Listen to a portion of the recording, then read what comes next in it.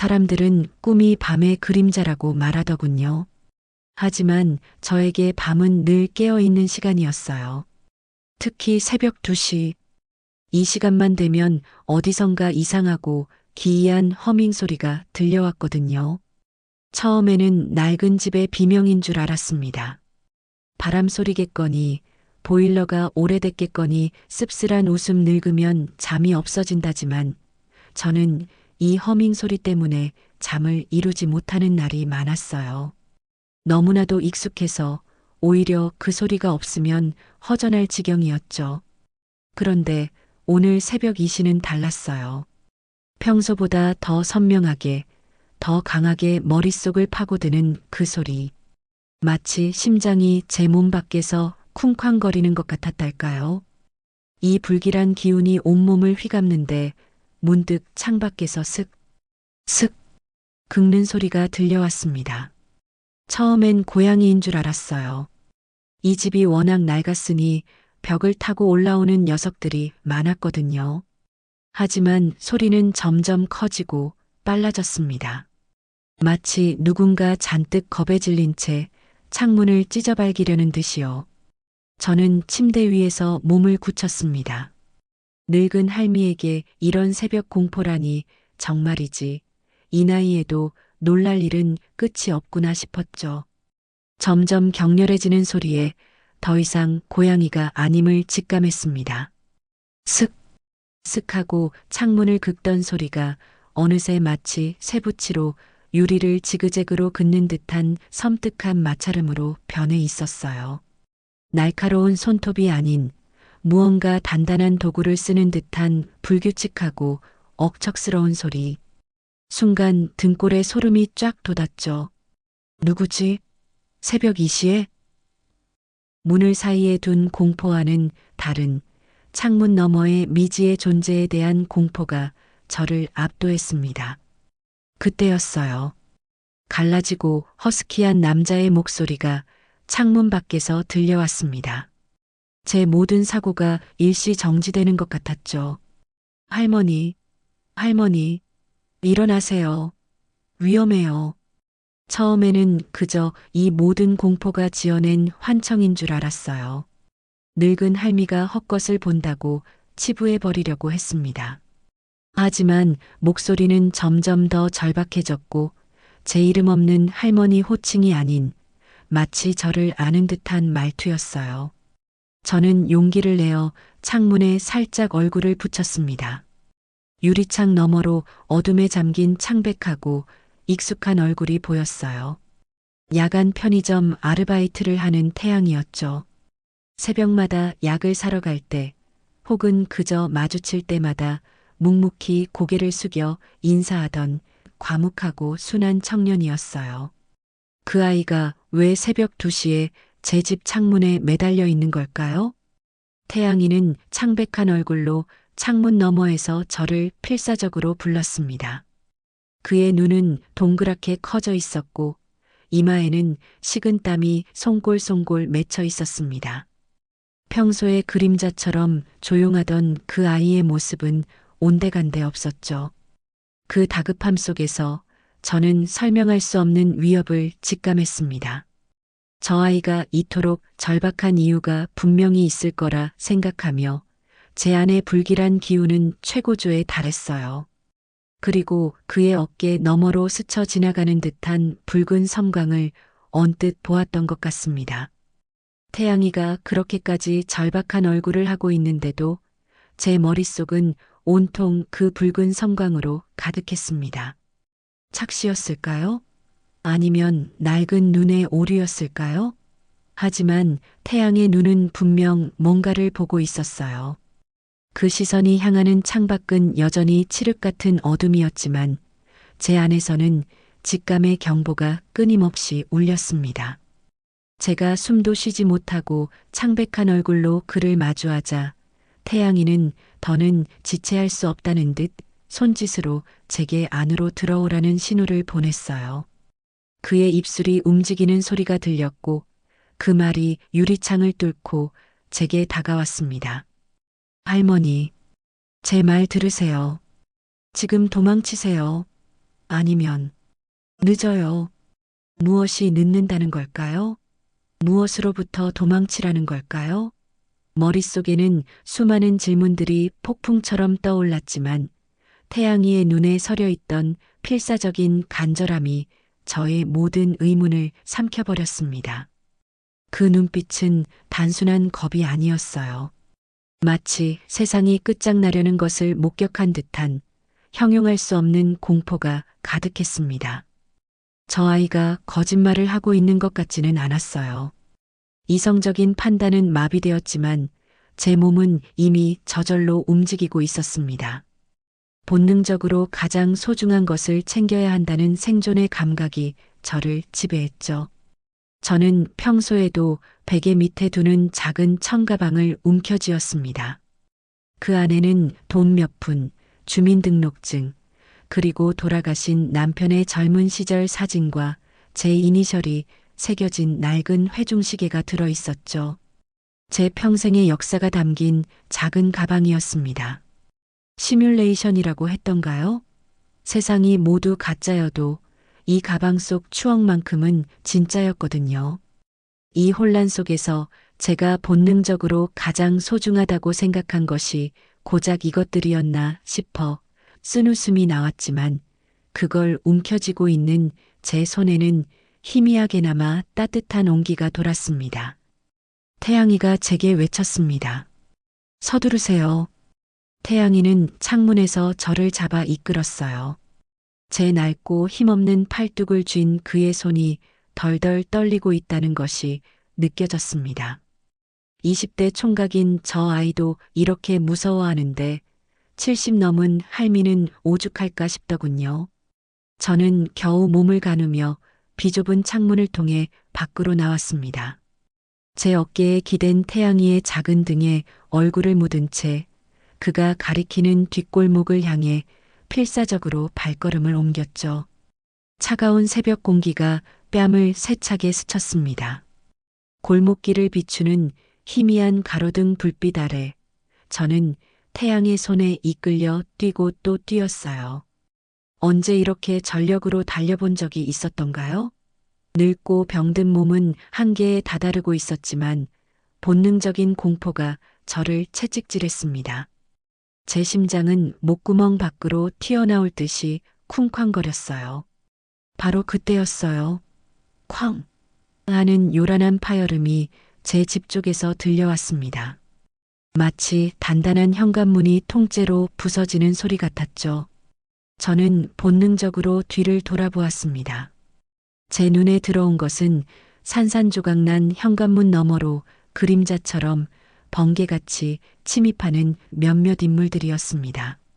한 명, 두 명 여럿이었어요.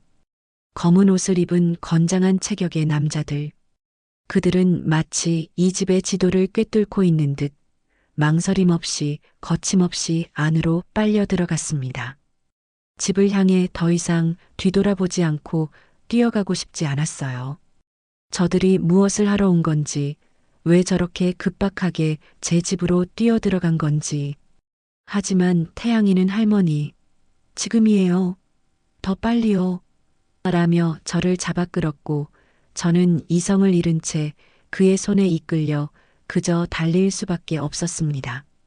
발밑에서 낮게 울리던 허밍 소리는 어느새 더욱 크고 불길하게 저를 쫓아오는 듯 했습니다. 제 존재를 쫓아오는 그림자처럼 말이죠. 태양이가 저를 이끌고 들어간 곳은 좁디 좁은 쓰레기 더미 사이였어요.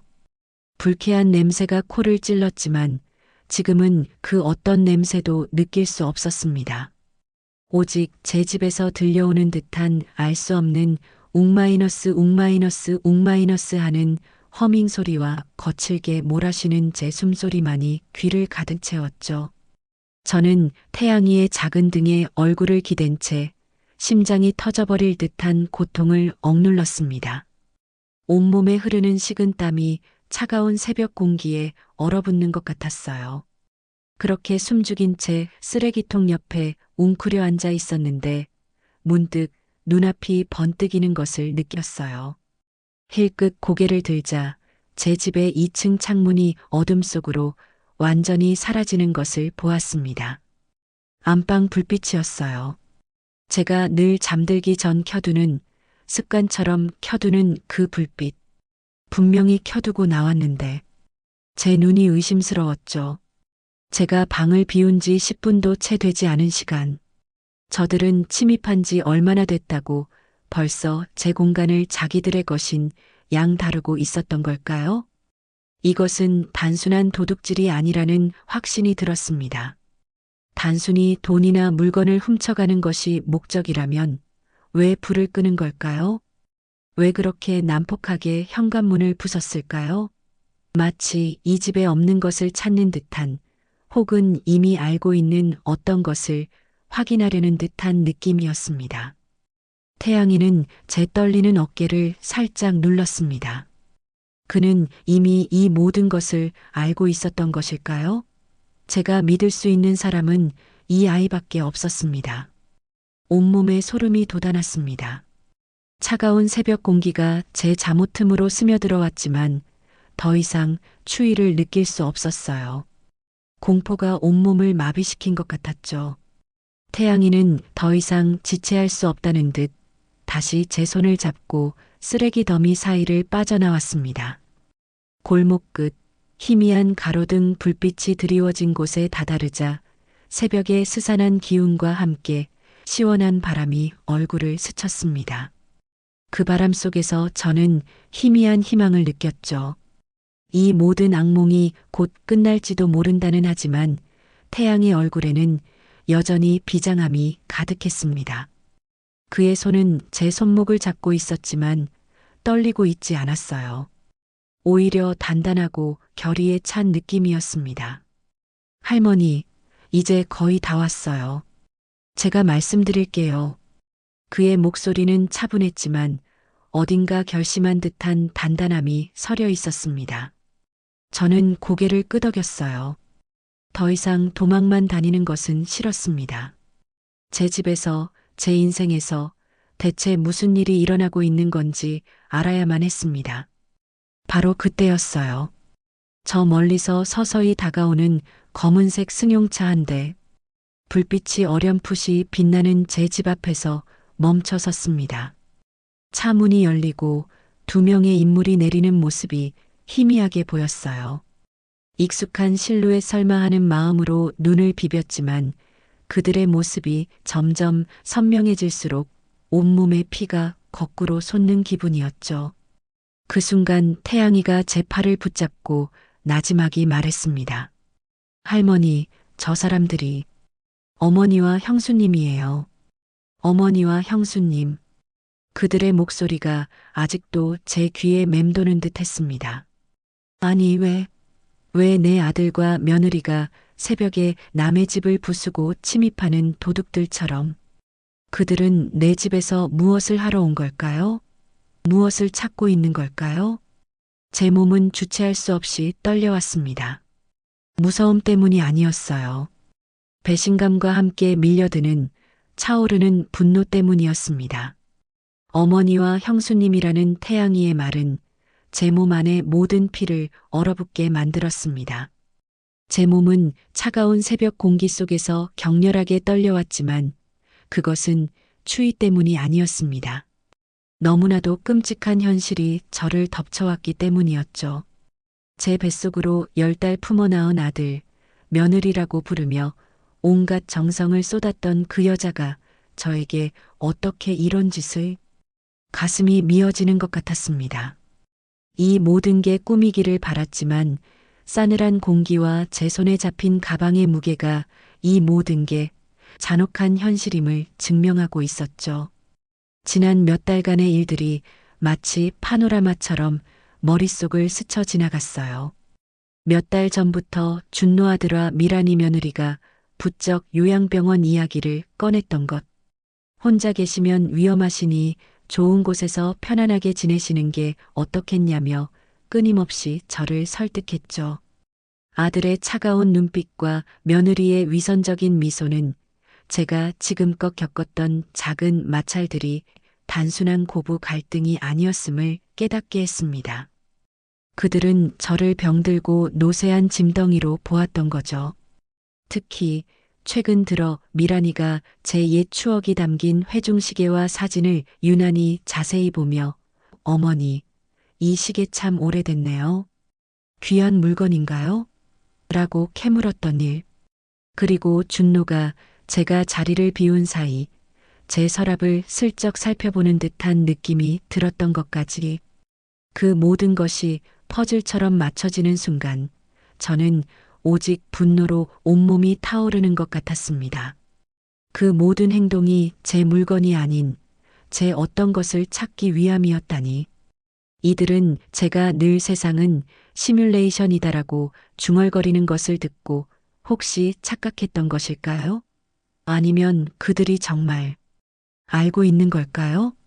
만약 제가 그 경고의 허밍 소리를 무시하고 집에 그대로 있었다면 지금쯤 저는 상상만 해도 등골이 서늘해졌습니다. 태양이 이 아이가 아니었다면 저는 지금 어떻게 되었을까요? 찢어지는 가슴 한편으로 이 아이에 대한 감사함과 함께 걷잡을 수 없는 혼란이 몰려왔습니다. 제 모든 세계가 흔들리는 것 같았습니다. 태양이가 이끌고 도착한 곳은 동네 어귀의 24시간 찜질방이었습니다. 따뜻한 불빛이 새어나오는 입구를 보자 비로소 살았다는 안도감이 온몸을 휘감았습니다. 제 무릎은 후들거렸지만 찜질방의 온기는 얼어붙었던 제 몸과 마음을 녹여주는 듯 했어요. 저는 로비 한쪽 소파에 겨우 몸을 기댔습니다. 그동안의 끔찍했던 순간들이 파도처럼 밀려왔지만 일단은 안전하다는 생각에 눈을 감고 싶은 마음뿐이었죠. 하지만 태양의 얼굴을 보자 다시 불안감이 엄습했어요. 평소에 순박하고 조용하던 모습은 온데간데였고 그의 표정은 그 어느 때보다 진지하고 단단했습니다. 제게 살짝 쓴웃음을 지으며 그는 나지막이 말했습니다. 할머니, 아직 고마워하시기엔 일러요. 이제 겨우 시작일 뿐이거든요. 그의 목소리에는 제가 그 어떤 위협에서도 느껴보지 못했던 차가운 단호함이 깃들어 있었습니다. 그 말이 무슨 뜻이냐고 물으려는 찰나 태양이는 제 얼굴을 똑바로 바라보며 심각한 목소리로 말을 이어갔습니다. 어머니와 형수님이 찾는 것은 할머니의 목숨이 아니에요. 그들이 찾는 것은 할머니가 늘 지니고 다니시던 그 낡은 시계와 할머니의 기억 속에 숨겨진 어떤 데이터입니다. 할머니는 이 시뮬레이션 세상의 버그이자 열쇠거든요. 그 순간 찜질방 로비의 모든 소음이 사라진 것 같았습니다. 에어컨 돌아가는 소리도 밤늦게 찜질방에 온 사람들의 발소리도 심지어 제 숨소리마저도 모든 것이 정지된 듯 했죠. 태양의 마지막 말이 제 귓가에 차가운 비수처럼 박혔습니다. 마치 제가 오래도록 중얼거렸던 세상의 비밀을 그 아이가 속삭이듯 확인시켜주는 듯 했어요. 할머니의 세상은 진짜가 아니에요. 모든 것이 조작된 시뮬레이션입니다. 거짓말. 이 모든 게 가짜라고?